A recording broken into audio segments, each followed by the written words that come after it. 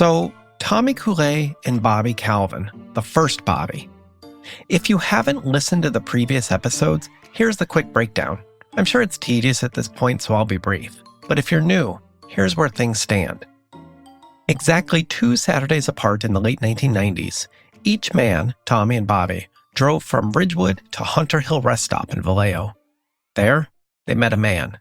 They were then driven all the way back to Ridgewood, to a secluded lover's lane. And then they were murdered. 2 men, exactly 2 weeks apart, were killed by the same man in exactly the same fashion. Same meeting spot, same secluded valley, same horrible manner of death. The same token was taken from each man. And here's the really wild thing.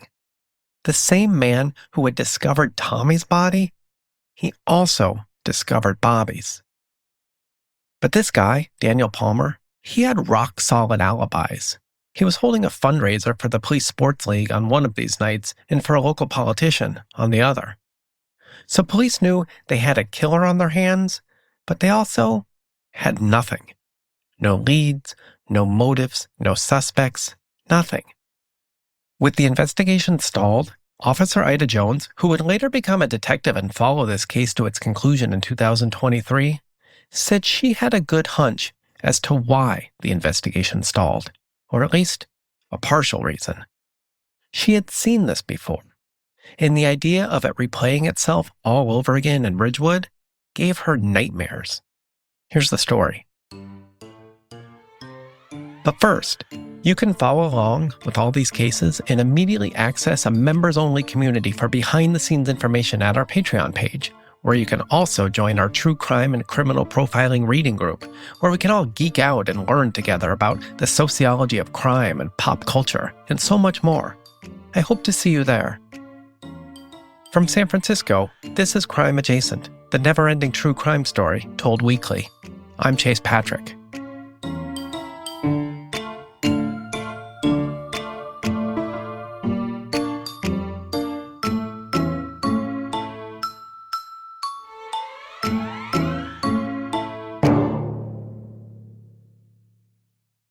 From 1974 to 1975, and possibly even longer, a killer hunted gay bars and cruising spots in San Francisco. He was seducing men, taking them to a desolate hookup spot or secluded beach, and then stabbing them to death. The killer developed an unusual name along the way once it was established exactly how he approached his victims. Like the first 2 men in Ridgewood, the San Francisco victims were also gay. Police didn't pay as much attention as the community thought they should, for a variety of reasons, including survivors too frightened to talk, or even other serial killers at work at the exact same time. Jones said the very same dynamics were playing out in Ridgewood. Much of this story comes from Jones's investigation, and much of it comes from the San Francisco Chronicle's brilliant podcast on this case. You should definitely check it out. It's astonishing. Here's how it all started. In the early morning hours of January 27, 1974, a man walking his dog spotted something lying still in the sand on Ocean Beach. It was a body, face down, fully clothed, socks and shoes still on.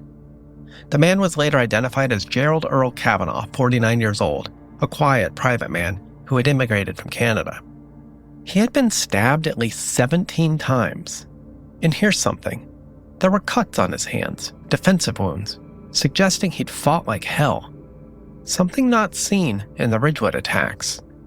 Like a good detective trying to connect the dots, Jones filed this information away.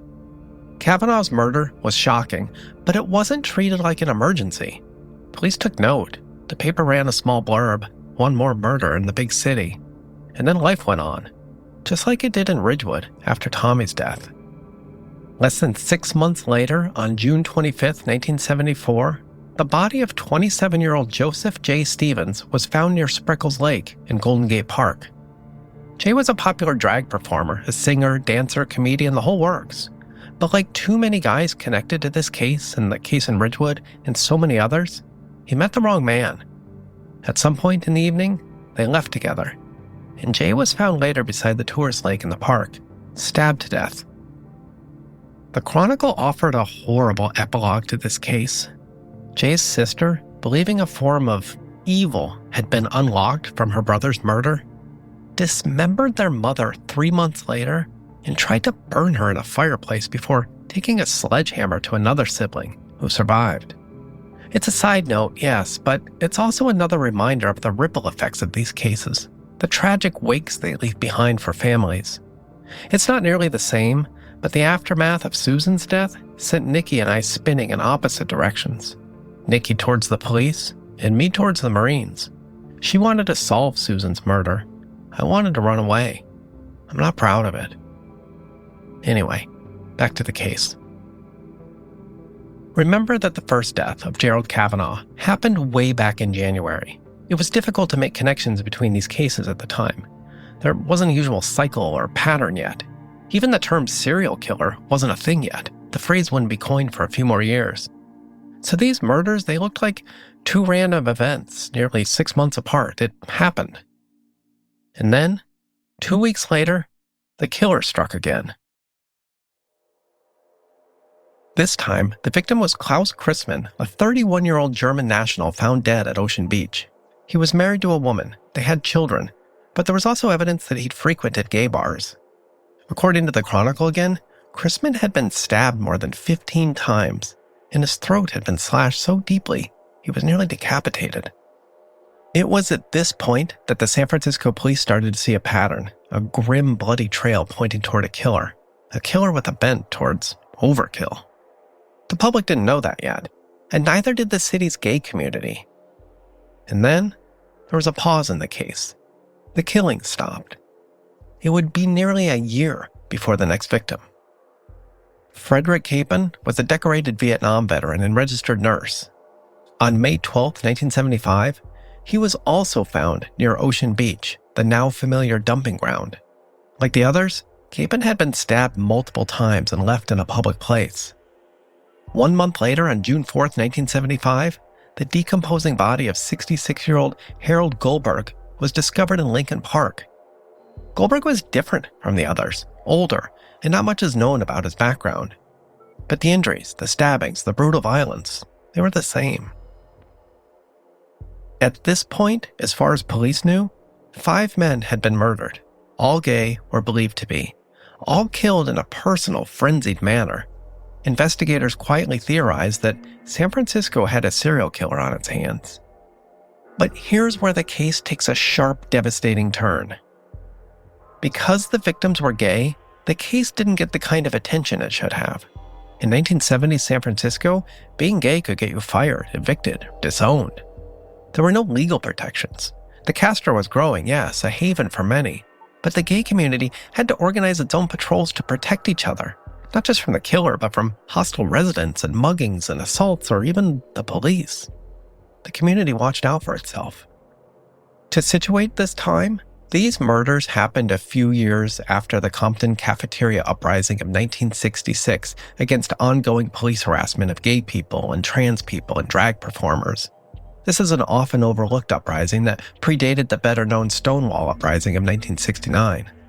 All of this is to say, the relationship with police at the time was not great. And yet, detectives finally did get a break. Sort of. 3 men came forward and said they had survived attacks by the killer. Each of these survivors described the same man, a young black man in his early 20s, tall and slender. They also told investigators something else. Their stories were corroborated, and soon enough the killer had a name. Here's what they said. The survivors said they met this man in gay bars in the Castro or Polk Gulch. The man was quiet, polite. Sometimes, he would sketch their portraits on napkins and then approach potential victims with his sketches, his doodles, he called them. That became his name, the Doodler. It sounds so small and cartoonish for such a violent killer. In fact, the Chronicle frequently calls him San Francisco's most prolific uncaught serial killer, with 6 victims. That's a key word, uncaught. The most prolific serial killers in the city's history were operating at the exact same time, which is part of the reason why the Doodler murders went unheeded for the larger community. At the time, Most of the city was focused on the zebra killings, which turned out to be a racially motivated group of 4 black men who were thought to randomly shoot white people throughout the city. There were 15 confirmed murders and up to 70 possibilities dating back to the early 1970s. It was a wild, almost insane moment in the city's history. The Doodler, the zebra killings, the Zodiac. Patty Hearst would be kidnapped in 1974. The Golden Dragon Massacre in 1977, Harvey Milk in 1978, Jim Jones, Charles Manson, Synanon, Sarah Jane Moore tried to gun down President Gerald Ford outside the St. Francis Hotel at the time, the zip tie killer, Susan's killer. I should mention him. Although I wouldn't know about him until the 2000s, until it was far too late, Nikki was later able to track down the timeline of his murders and would find it's entirely possible he was just beginning to operate at about this time, in the 70s, most likely in Marin County, just across the Golden Gate Bridge. All of this is to say, San Francisco had a lot going on, including a general police strike at the time. So between the gay victims of the Doodler and so much mayhem, Jones said the serial killer was overlooked, overshadowed. There were also other complications. Big complications. And this implicates us. All of us. The culture we inherit and pass on, either for better or worse. Susan, before she was murdered, had a favorite quote from her favorite person. The tradition of all dead generations weighs like a nightmare on the brain of the living. If you thought Pierre Bourdieu and true crime didn't mix, Uncle Carl says hold my beer. But I can't help it. Susan's lessons follow me. As a teen, I admit I found them a little kooky and odd, but as an adult, I'm surprised at just how much they apply, especially to true crime and cases like this. What I mean is, I think we too often like to consider the survivors' or victims' motives or choices as if they are completely rational actors in a vacuum without social pressure. But the social pressure is often the very thing that drives victims and survivors to their peril. Who's responsible for that? According to the San Francisco Chronicle, one of the survivors was a well-known public figure. Another was a foreign diplomat. The third was never identified. All 3 refused to testify, not because they didn't care, not because they didn't want justice, but because they couldn't risk being outed as gay. One of them told investigators that coming forward publicly would ruin his life. That's what I mean, the social pressure and who was responsible for it. Victims and survivors, or us, all of us, or some combination of the two? What are the implications of this world we co-create? How much of a role do we all play in the very cases we talk about or consume as entertainment? I don't know. Hit me up in the chat or the monthly reading group. I'd love your thoughts. I'm here for it. So, what's the end game to all this? When police finally brought in a suspect in 1976, a man who matched the sketches, who had been in the same bars, who even admitted to certain facts, they couldn't prosecute. No witnesses, no hard evidence, no confession, no case. The Doodler, at least who they thought was the Doodler, he walked free. And then just like that, the murder stopped.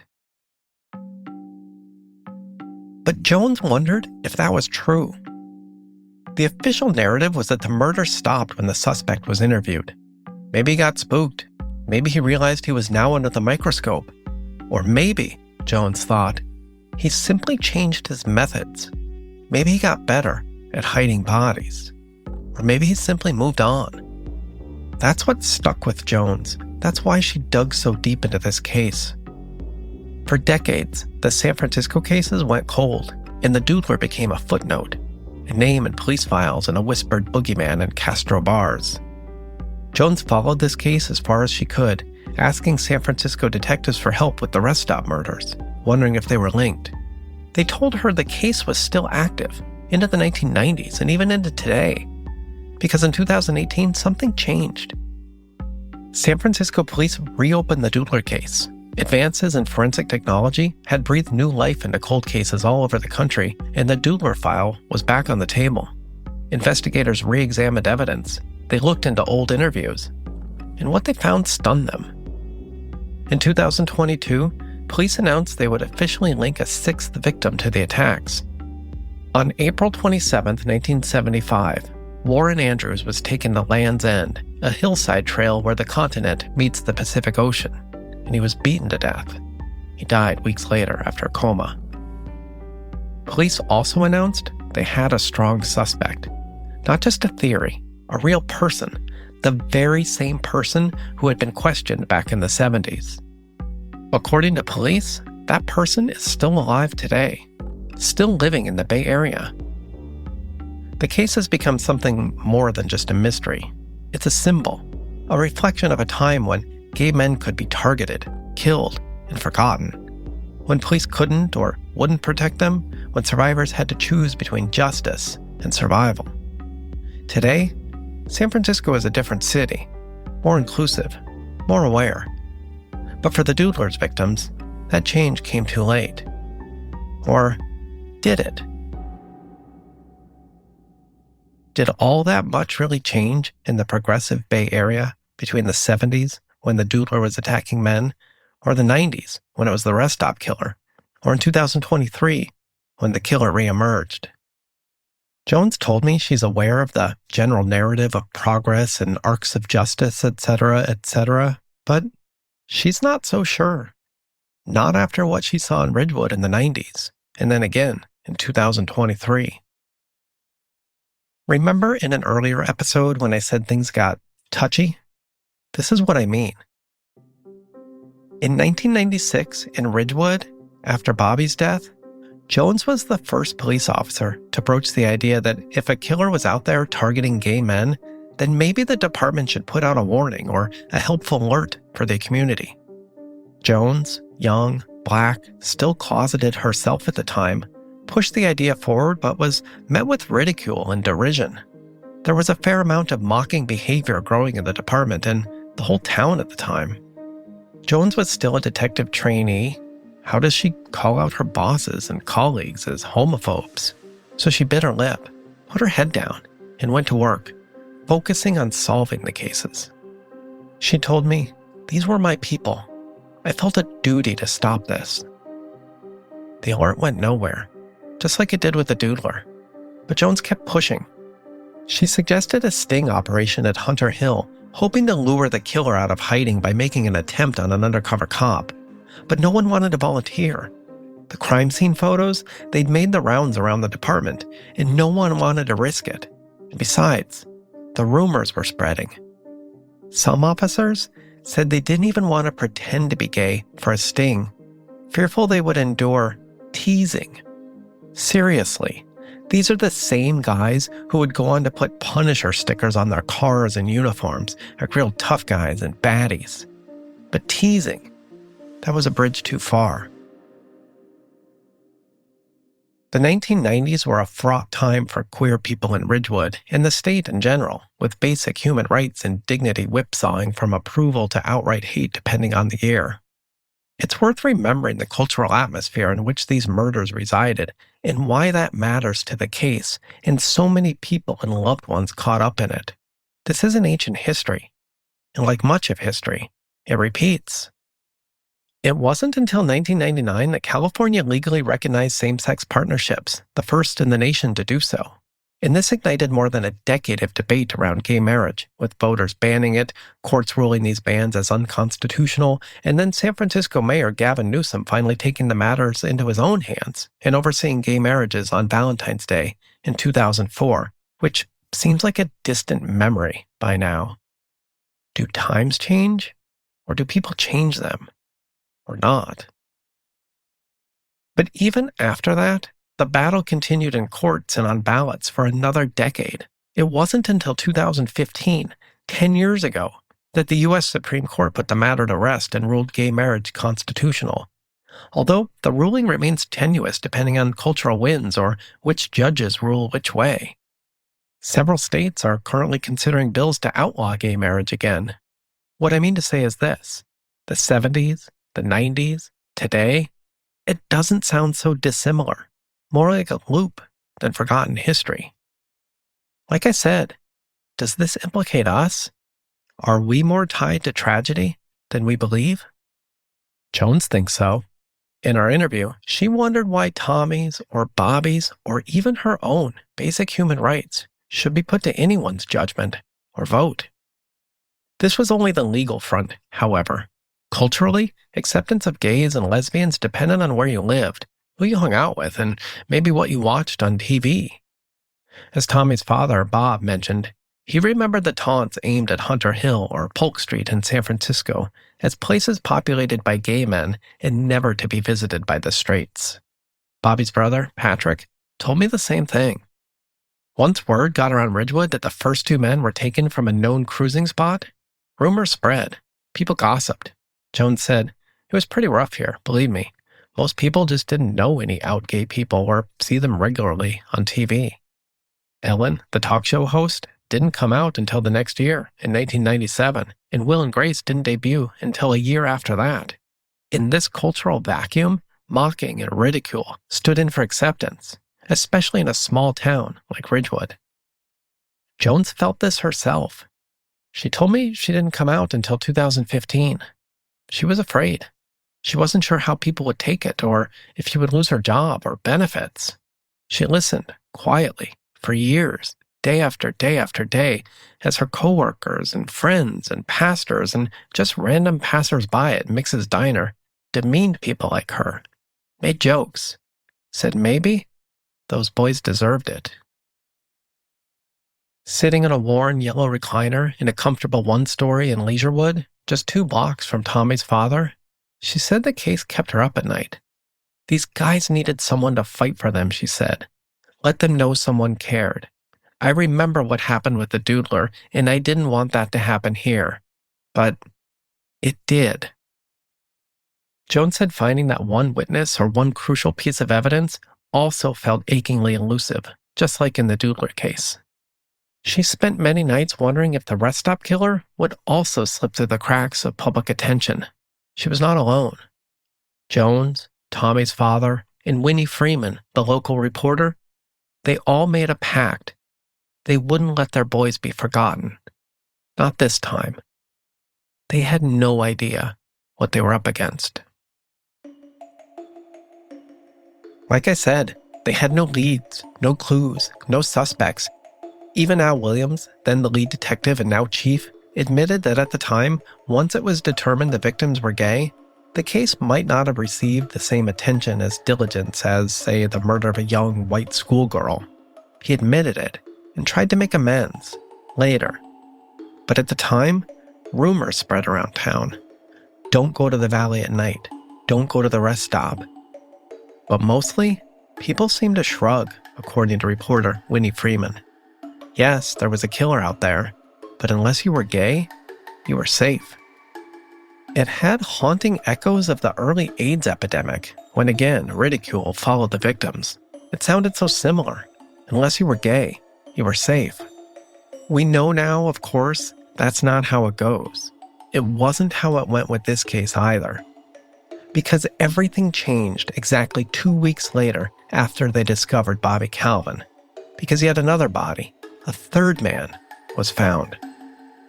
If Tommy and Bobby Calvin were beloved community members, Robert Bobby Briggs was their funhouse mirror image. His wife, Becca, told the Ridgewood Recorder literally 2 days after his death, quote, "He was an absolute," they deleted the word asshole, "of the highest order." 2 days, his own wife. Usually, victims instantly turn into veritable saints in the retelling. Bobby Briggs was different, and his murder lit the town on fire, not because anyone cared for him. Far from it. But the town suddenly came unglued because, unlike Tommy Coulet or Bobby Calvin, Bobby Briggs was not gay, and he wasn't taken from Hunter Hill. He was taken off the streets of Ridgewood. His truck was found abandoned on one of the busiest thoroughfares. If people shrugged before, they soon turned to full-fledged panic. There was a killer loose in Ridgewood, taking people, stomping them to death. And now, it seemed anyone was fair game. Next time on Crime Adjacent. In true crime, you get used to the patterns of niceties reserved for murder victims. A real salt-of-the-earth guy. She lit up every room. Hello, Dateline. But Bobby Briggs? Even his own family couldn't stand him. I spoke to his father, Steve, a long-haul trucker in Oregon. He said, "I'm not surprised someone finally caught up to Bobby. I'm surprised someone didn't do it sooner." Remember to review and like Crime Adjacent wherever you listen to podcasts. And check out our Patreon page to unlock ad-free listening, bonus information, or to join the monthly true crime and criminal profiling reading group, where we dig into big issues together. Go deep or go home. I hope to see you there. Until next time, this is Chase Patrick from San Francisco with a reminder: you'll never unhear what happens next.